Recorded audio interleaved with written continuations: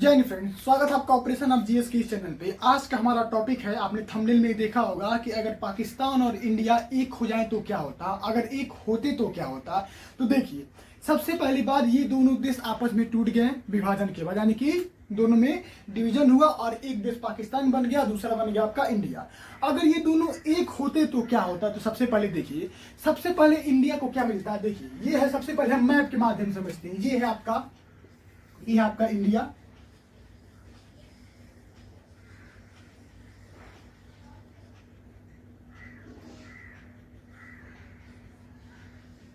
ये है आपका इंडिया, समझ लीजिए, थोड़ा मैप बना। ये है आपका, समझ लीजिए, ये है आपका पाकिस्तान, ये है आपका इंडिया, ये है आपका पाकिस्तान, ये पाकिस्तान। तो देखिए होता क्या, इंडिया की सबसे बड़ी समस्या खत्म हो जाती है। आज के युग में किसी भी देश को सबसे जरूरी क्या चीज चाहिए।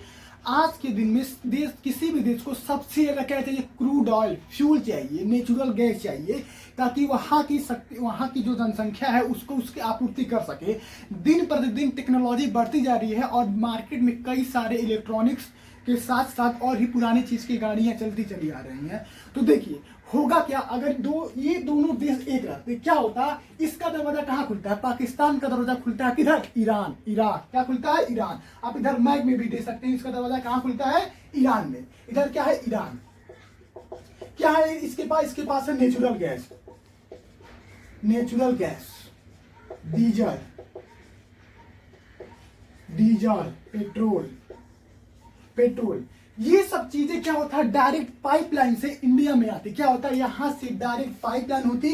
अगर ये दोनों दोस्त होते, क्या होता है, अगर ये दोनों दोस्त होते तो यहां से सीधे पाइपलाइन आती है और पेट्रोल और डीजल कितने दाम में मिलता, 20 रुपए 25 रुपए। जिसका दाम आज 100 रुपए है, उसका कीमत कितनी होती, 10 रुपए 20 रुपए 25 रुपए। इसी के भाव में आपको पर लीटर के पड़ता। अब देखिए इतना महंगा क्यों हो जाता है। ये हमारा सबसे कट्टर दुश्मन बन चुका है आज के युग में। क्या है, सबसे कट्टर दुश्मन। तो यहाँ से जो तेल निकलता है वो इस रास्ते होते हुए यहाँ तक इंडियन ओशियन के होते हुए इंडिया में आता है। तो किसका खर्चा क्या बढ़ जाता है, एक्सपोर्टेशन, यानी कि ट्रांसपोर्टेशन का खर्चा बढ़ जाता है, इंपोर्ट ड्यूटी बढ़ जाती है। अगर पाइपलाइन होता, अगर मान लीजिए आपको खेत में पानी देना, अगर किसी दूसरे के खेत से घुमा के लाना है तो आपको पाइप ज्यादा बिछाना पड़ेगा। अगर किसी ऐसा खेत है जिसके बीच खेत से आप निकल सकते हैं, तो क्या होगा, वो डायरेक्ट पाइपलाइन से आपका पानी आपके घर में आ जाएगा। और देखिए नॉर्थ इंडिया, यानी कि इस वाले हिस्सा की इंडिया की सबसे बड़ी प्रॉब्लम क्या है, इलेक्ट्रिसिटी। क्या है, इलेक्ट्रिसिटी। इसीलिए यहाँ पे इलेक्ट्रिसिटी के प्रॉब्लम होने के कारण यहाँ पे कोई ज्यादा बड़ी फैक्ट्री नहीं है। अगर यहाँ पे तेल आ जाए पाइपलाइन के माध्यम से, अगर यहाँ पे तेल आ जाए, क्या होगा, तुरंत इंडस्ट्रियलाइजेशन चालू हो जाएगा, यानी कि कारखाने लगने शुरू हो जाएंगे और इस जगह का डेवलपमेंट बहुत तेजी से आगे बढ़ जाएगा। और देखिए क्या है, हम लोगों को डिवाइड किया किसने, यूरोप वालों ने, फ्रांस, ब्रिटिशर्स, इन लोगों ने हमको डिवाइड किया। ये क्या कहते हैं, तुम दोनों आपस में लड़ो और एम्यूनिशन हमसे खरीदो, आर्म एंड एम्यूनिशन, यानी कि हथियार हमसे खरीदो। ये दोनों आपस में हमको लड़ाते हैं, ये सब आपस में लड़ाते हैं, बोलते हैं हथियार मुझसे खरीद लो। हमको राफेल बेचता है, उसको F-15 बेचता है। क्या है, यहाँ की धोती फटी हुई है, यहाँ के लोगों की धोती फटी हुई, खिलाने के लिए पैसा नहीं है लोगों के पास। और यहाँ भी कंगाली है, अपने लोगों को खिलाने के लिए पैसा नहीं है, लेकिन क्या खरीदना है, आर्म एंड एम्यूनिशन खरीदने, हथियार खरीदने। क्यों, क्योंकि हम दुश्मन है। अगर ये दोनों साथ होती तो देखिए इंडिया का इतने बड़ा हिस्से पे क्या होता, एक गवर्नमेंट होती जो डायरेक्ट क्या होती, सेंट्रल यूरोप में इसका दरवाजा खुलता। और सबसे पहले आज की दुनिया में सबसे ज्यादा इंपॉर्टेंट कोई चीज है, वो है आपका ट्रेड। क्या है आपका ट्रेड। आप सामान यहां बनाते, बाई रोड जाता ईरान, इराक, सऊदी, उधर जाता बाई रोड, टर्की, यूक्रेन, इन सब जगहों पे ऑलरेडी जाता था, बाई लैंड जाता, तो ट्रांसपोर्टेशन का खर्चा कम होता है। यहाँ सामान बनता है, यहाँ सामान बनता, और ट्रेन के माध्यम से सस्ते से डायरेक्ट सामान वहां पहुंच जाता है। लेकिन आज के समय में अगर हमको अपना ट्रेड करना है, अपना व्यापार करना है, तो जहाज इधर से घूम के जाओ, इधर से घूम जाओ, स्वेज कनाल से घूम जाओ, रेड सी क्रॉस करते हुए, मेडिटेरेनियन सी क्रॉस करते हुए, तब तुम यूरोप में पहुंच सकते हो। अगर ये दोनों एक होते, सोचिए कितना बड़े व्यापार के पैमाने पे व्यापार होता हम लोग का। और ये नहीं, यही कौन है, ये खुद खुलता और ये इधर के देशों में, चाइना में आके अपना सामान बेचता। तो देखिए सबसे ज्यादा जरूरी क्या है, शिक्षा।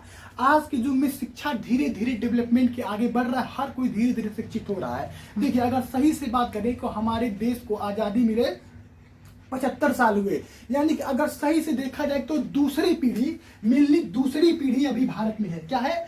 दूसरी पीढ़ी।